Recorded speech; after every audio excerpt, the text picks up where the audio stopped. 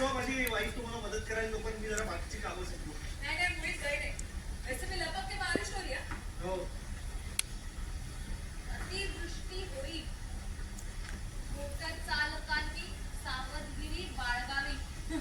अपने खाने पीने का शौक रखा है ना? भरपूर स्टॉक आहे. काही कमी पडतं असं वाटलं तर आपल्याकडे पाहिजे उघड्या पडे. की आपण एकमेकांना मारून खाण्यापूर्वी ना.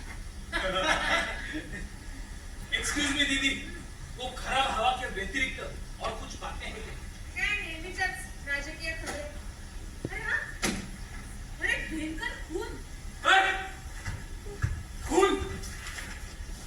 मला खून हा प्रकार भयंकर आवडतो. करायला संधीची वाट बघतो. हा बोलतो. पोलिसांना वाटते कोणीतरी पागल माणूस असेल. ताराबाई पार्कला कुठेतरी बाईला गोळ्या घालून खून केला. प्रेक्षको, सुभेदार गेस्ट हाऊस हे नवं नाटक रंगभूमीवर पदार्पण करत आहे. आपल्यासोबत आहे सौरभ. सौरभ, हाय, नमस्कार.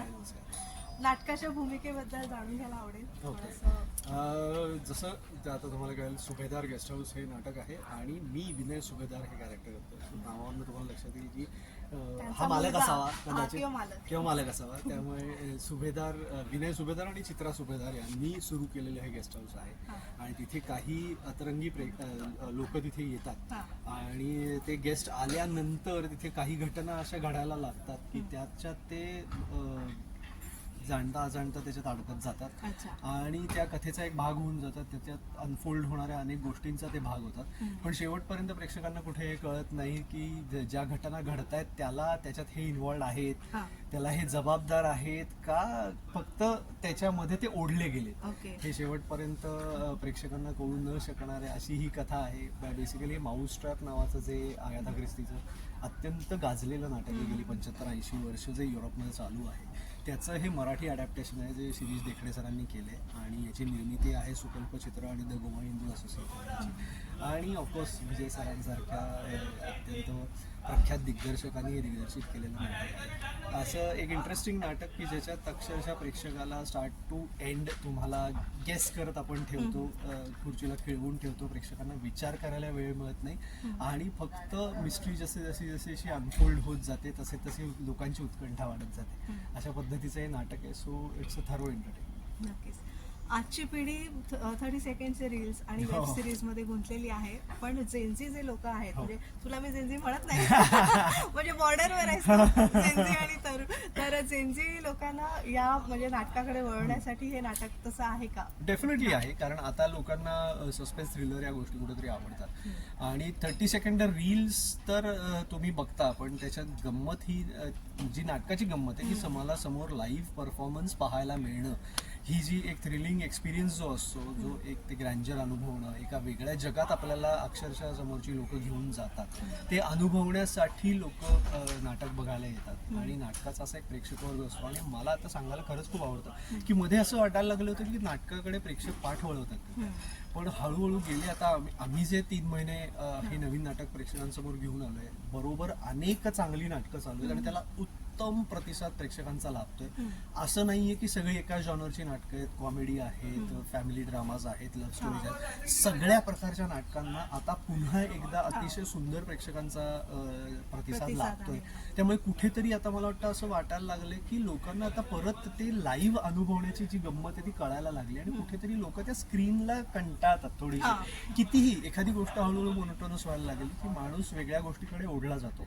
तसं मला वाटतं नाटकाची गंमत लोकांना परत आवडायला लागली आहे आणि त्यामुळे आता प्रेक्षक परत अत्यंत आवडीने चोखंदळपणाने नाटकाकडे यायला लागलाय, थिएटर्सकडे यायला लागलाय. कुठेतरी ही आमच्यासाठी अभिनेते म्हणून प्लस मी म्हणेन ती निर्मिती संस्थांसाठी ही अतिशय चांगली गोष्ट आहे की जे कुठेतरी मध्ये असं वाटत होतं की आता काय माहित कसं घडेल पुढे, त्या मरगळीतून मला वाटतं आता लोक परत बाहेर येऊ लागले आणि नाटकाला खूप चांगले दिवस येतात. नक्कीच. तुझं वाचन कसं आहे, म्हणजे तुला वाचायला काय आवडतं? विनोदी आवडतं, रहस्यकथा आवडतं किंवा मला जेन्युइनली सांगू, मला विविध गोष्टी वाचायला आवडतात, विविध जॉनर्स वाचायला आवडतात. मला सस्पेन्स थ्रिलर आवडतात, मला मर्डर मिस्ट्रीज आवडतात, मला हॉरर वाचायला आवडतं, मला हिस्टॉरिकल फिक्शन्स वाचायला आवडतात, मला हिस्टॉरिकल नॉन फिक्शन वाचायला आवडतं, मला आत्मचरित्र, आत्मकथन, लोकांची चरित्र हे मग त्यामुळे माझं वाचन म्हणाल तर खूप व्हेरिड पद्धतीचं वाचन आहे आणि त्यामुळे मी जितकं वाचन एन्जॉय करतो, कारण वाचनाची एक गंमत वेगळी असते की तुम्ही ते वाचल्यानंतर तुमचं एक विश्व तुम्ही त्या डोळ्यासमोर तयार करता, तो सीन तुमच्या डोळ्यासमोर तुमच्या पद्धतीने तयार करता, तर त्याची एक वेगळी गंमत असते. आणि कुठेतरी त्या वाचनाचा इथे जेव्हा आम्ही एखादा सीन लोकांसमोर उभा करतो तेव्हा त्या तुमच्या इमॅजिनेशनचा तिथेही फायदा होतो. ज्युनियर जेम्स बॉन्ड्स म्हणू आपण. नक्कीच.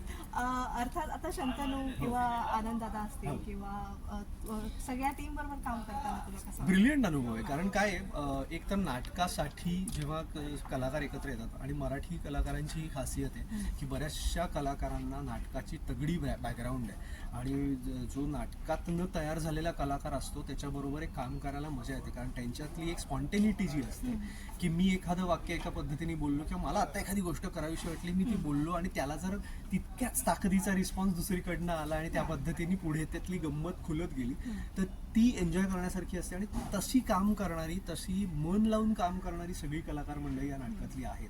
शंतनू आहे, आनंद आहे, त्यानंतर अंगद आहे, मृण्मयी आहे, मृण्मयीचं तर ते पहिलं नाटक आहे, व्यावसायिक नाटक. त्यानंतर सना आहे, सनाचं पहिलं व्यावसायिक नाटक आहे, मिनी आहे. हे सगळे जण तितकंच माझ्या इतकंच नाटक एन्जॉय करणारी नाटकवेडी मंडळी असल्यामुळे आम्ही ते नाटक एन्जॉय करतो. आणि जेव्हा अभिनेते नाटक एन्जॉय करतात ना, आम्ही जेव्हा तो आमचा परफॉर्मन्स एन्जॉय करतो, जे आम्ही स्टेजवर करतोय ते आम्ही एन्जॉय करतो, तेव्हा प्रेक्षक एन्जॉय करतात. त्यामुळे it's a give and take आणि ते आम्हाला खूप मजा येते. थँक्यू सो मच आणि खूप खूप शुभेच्छा. Thank you so much. आता